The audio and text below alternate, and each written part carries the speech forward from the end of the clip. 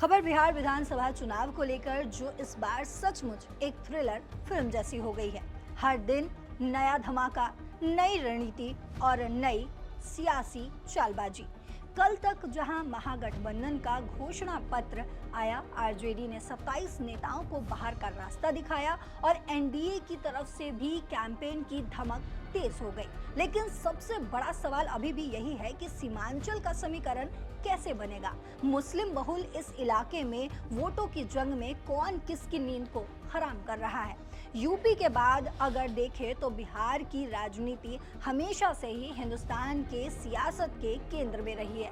लेकिन इस बार तो जैसे बिहार में रोज कोई नया हीरा चमक रहा है। जनसुराज पार्टी के संस्थापक प्रशांत किशोर, जो पूरे 243 सीटों पर अकेले लड़े जा रहे हैं, उन्होंने एक ऐसा दांव खेला कि सारा सियासी महल हिल सा गया। किशनगंज और कटिहार में उन्होंने AIMIM के चीफ असदुद्दीन ओवैसी पर निशाना साधा। पहले तो उन्हें दोस्त कहकर याद किया, लेकिन फिर ऐसी चुटकी ली कि ओवैसी के हैदराबाद वाले किले पर ही सवाल उठने शुरू हो गए।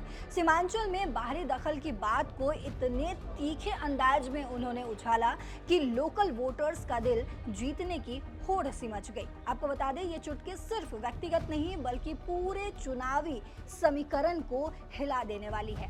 सीमांचल की 24 सीटें मुस्लिम वोट बैंक के लिए जंग का मैदान माना जाता है। यहाँ आरजेडी कांग्रेस वाला महागठबंधन, बीजेपी नीतीश का एनडीए और अब जनसुराज की त्रिकोणीय लड़ाई। ओवैसी की पार्टी ने कई सीटों पर उम्मीदवार उतारे जो वोटों को बांट सकती है। प्रशांत किशोर ने लोकल बनाम आउटसाइडर का नैरेटिव भी इतनी सफाई से बुना कि सीमांचल के बाशिंदे सोचने पर कहीं ना कहीं मजबूर हो गए। क्या हमारा भविष्य हैदराबाद के इशारों पर चलेगा या अपने बेटों के हाथों में वो सौंपेंगे। ये ट्विस्ट ना सिर्फ वोट स्लीपिंग का खतरा बढ़ा रहा है बल्कि महागठबंधन को भी बैकफुट पर कहीं ना कहीं लाकर खड़ा कर रहा है। कर रहा है। प्रशांत किशोर कहते हैं, याद कीजिए 2020 का वो सबक जब गलतियां हुई, अब दोहराना नहीं है। अब तो और प्रशांत किशोर ने सीमांचल के मुस्लिम भाइयों से सीधा अपील किया, डरना नहीं, हक के लिए खड़े होना है। बीजेपी का भय छोड़ो, अल्लाह का खौफ रखो, ये प्रशांत किशोर ने कहा। ये शब्द मानो आग में घी डाले जैसे थे। रोज बिहार की सियासत में ऐसे मोड़ आ रहे हैं कि एनडीए को भी कहीं ना कहीं अलर्ट मोड पर आना पड़ रहा है। जनसुराज की ये सोलो फाइट स्टेट्स कई को चैलेंज करती हुई नजर आ रही है और ओवैसी की एंट्री तो जैसे मसाला ही डाल दिया हो। अब सुनिए कि प्रशांत आखिर क्या कुछ कह रहे हैं। भैया ऐसा है, ओवैसी साहब मेरे मित्र हैं, लेकिन मेरा उनको सुझाव है बिना मांगा हुआ कि आप हैदराबाद संभालिए, हैदराबाद अपना किला बचाइए, बेकार सीमांचल में आकर और कंफ्यूजन पैदा मत कीजिए।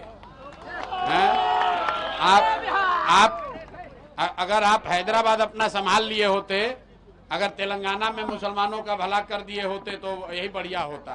बंगाल में चुनाव हो रहा था तो यहाँ पर ISF के लोग और ओवैसी साहब आए थे, लेकिन सारे मुसलमानों ने कहा नहीं भाई, हम लोग को TMC पर भरोसा है, हम लोग को भाजपा से लड़ाई, हम लोग को इस सब चक्कर में नहीं पड़ना है। ISF और ओवैसी साहब कुछ वहां नहीं कर सके। इस बार सीमांचल के मुसलमान वो गलती नहीं करेंगे जो 2020 में हुआ है। ओवैसी साहब का सम्मान है, बहुत बढ़िया तकरीर करते हैं, पढ़े लिखे व्यक्ति हैं, लेकिन उनको हैदराबाद में रहने दीजिए। सीमांचल के नेता, सीमांचल के रहनुमा, जो जिनको रहनुमाई करनी है वो सीमांचल का बेटा होना चाहिए। हैदराबाद से आकर सीमांचल में नया नेतृत्व खड़ा करने की जरूरत नहीं है। बिहार का चुनाव अब सिर्फ सीटों की जंग नहीं बल्कि सियासी सस्पेंस थ्रिलर बन गया है। हर दिन एक नया बवाल।